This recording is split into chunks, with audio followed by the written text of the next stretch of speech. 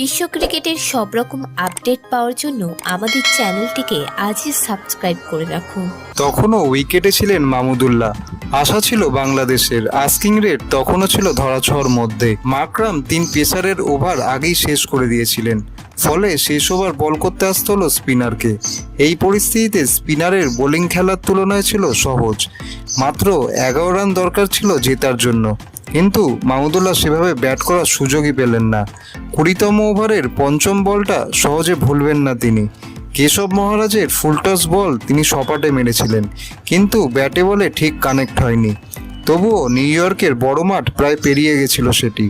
Long on বাউন্ডারির একদম ধার থেকে দুহাত বাড়িয়ে সেই বলটিকে ক্যাচ ধরে নেন মাকরাম, আর সেখানেই শেষ হয়ে যায় বাংলাদেশের জয়ের স্বপ্ন। ভিডিওটি ভালো লেগে থাকলে বাংলার ক্রিকেট চ্যানেলটিকে অবশ্যই সাবস্ক্রাইব করে দিন।